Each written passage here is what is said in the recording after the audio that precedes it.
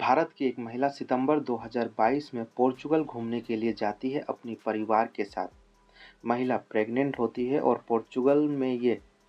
सोचकर जाती है कि कुछ दिनों में वो घूम के भारत वापस लौट आएगी, लेकिन गर्भवती महिला को अचानक पेट में दर्द होता है और उसे फिर पोर्चुगल के एक बड़े अस्पताल में ले जाया जाता है। लेकिन बेड खाली न होने के कारण उस महिला को एक हॉस्पिटल से दूसरे हॉस्पिटल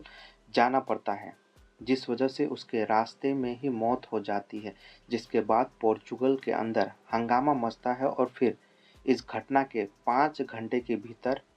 पोर्चुगल की हेल्थ मिनिस्टर अपना इस्तीफा दे देती है। उस समय पोर्चुगल की हेल्थ मिनिस्टर थी मार्ता तेमिडो, जो इस खबर के आने के 5 घंटे के भीतर भीतर इस्तीफा दे देती है, यह कहते हुए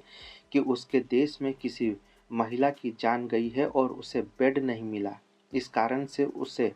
नैतिकता के आधार पर इस्तीफा दे दिया जाता है। उसके पार्टी के द्वारा इस्तीफा स्वीकार किया जाता है,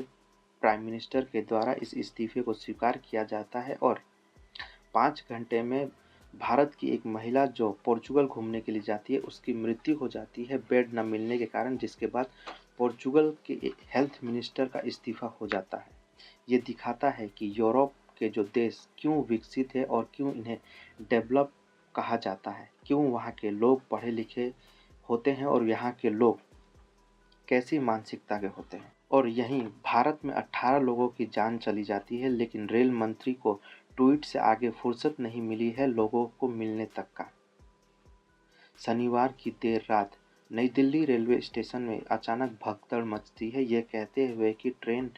की जो समय है या प्लेटफॉर्म है उसे बदल दिया जाता है। इसके बाद प्लेटफॉर्म नंबर 14 और 15 के बीच भगदड़ मचती है, जिससे 18 लोगों की मौत हो जाती है, जिसमें महिलाएं और बच्चे शामिल हैं। कई घंटों तक इस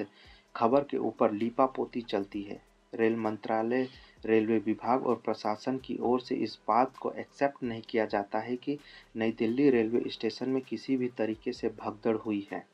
पहले तो इसे अफवाह बताया जाता है, इसके बाद कहा जाता है कि जो भगदड़ का जो ये उसे कंट्रोल में किया गया है, लेकिन बाद में इसे लेकर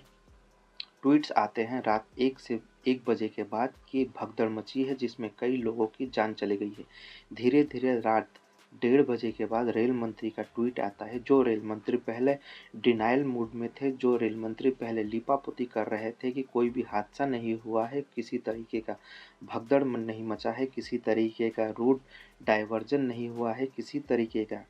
ट्रेन को डिले नहीं किया गया है या पटरियों को चेंज नहीं किया गया है। जिस ट्रेन को जिस प्लेटफॉर्म पे आना था, उस ट्रेन को उस प्लेटफॉर्म में ना आके दूसरे प्लेटफॉर्म पे नहीं भेजा गया है, ये रेल मंत्री की तरफ से लगातार डिनायल किया जा रहा था। लेकिन मीडिया में जैसे ही खबरें आती हैं कि 15 लोगों से ज़्यादा इस भगदड़ में मौत होती है नई दिल्ली रेलवे स्टेशन के अंदर, इसके बाद जो आला अधिकारियों से लेकर टॉप नेता हैं उनके तरफ से ट्वीट किया जाता है, जिसमें दुख जताया जाता है कि नई दिल्ली रेलवे स्टेशन में लोगों की मृत्यु हुई है। इसके बाद जाके रेल मंत्रालय और रेल मंत्री जी की आंख खुलती है और जो मंत्री जी अब तक लीपापोती कर रहे होते हैं, वो कहते हैं कि हाँ, दुखद मृत्यु हुई है और उन्हें संवेदना है। लगभग कई घंटों के बाद इस बात की पुष्टि रेल मंत्री के द्वारा की जाती है कि रेल मंत्री जी निकल के आते हैं ट्वीट पे और कहते हैं कि हाँ, मृत्यु हुई है। जो मंत्री जी तब तक लीपापोती कर रहे थे जब तक पूरा मामला मीडिया में नहीं आया था और ये फ्लैश नहीं किया गया था कि कितने लोगों की जान गई है, तब तक रेल मंत्री जी डिनायल मोड पे थी। ये दिखाता है कि एक देश का रेल मंत्री और एक देश का स्वास्थ्य मंत्री कैसा होता है जब प्रशासन सही तरीके से काम करता है और नैतिकता जब होती है। तो यूरोप में एक मंत्री भले ही वो उस देश का नागरिक नहीं होता है, वो सिर्फ घूमने के लिए उस देश में जाता है, लेकिन उसकी अगर मृत्यु हो जाती है तो फिर उस देश का एक मंत्री इस्तीफा दे देता है। लेकिन भारत में कई ट्रेन एक्सीडेंट हुए, कई लोगों की जान गई, लेकिन फिर भी भारत में रेल मंत्री जैसे पदों पर बैठे लोग इस्तीफा देने से डिनायल करते हैं और यह पहले तो मानने से ही इनकार करते हैं कि कुछ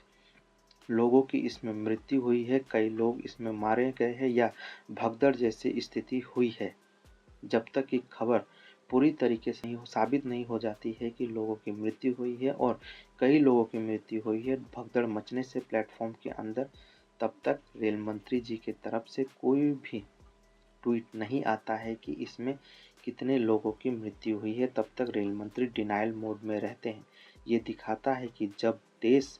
पढ़ा लिखा हो, जब देश शिक्षित हो, और इसीलिए कहा जाता है कि यूरोप के लोगों के अंदर नैतिकता अभी भी बची हुई है जो भारत के अंदर खत्म हो चुकी है, खासतौर से नेताओं और अधिकारियों के अंदर, क्योंकि नेता और अधिकारी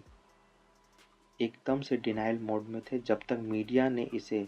फ्लैश नहीं किया कि 15 लोगों से ज़्यादा की मृत्यु रेलवे स्टेशन में भगदड़ होने से हुई है। वहीं यूरोप का एक देश जहां एक भारतीय महिला घूमने के लिए जाती है, उसकी मृत्यु इस वजह से हो जाती है कि उसे बेड नहीं मिलता है और वो प्रेग्नेंट थी। इस बात पे यूरोप के एक मंत्री का इस्तीफा हो जाता है, लेकिन 18 से ज़्यादा लोगों की जान जाने के बाद भी भारत में इस मंत्री का कोई इस्तीफा नहीं होता है। सरकार एकदम डिनायल मोड में होती है कि ऐसा कुछ हुआ है। ये दिखाता है कि आखिर यूरोप क्यों डेवलप है और भारत अब भी क्यों अंडर डेवलपिंग कंट्री है।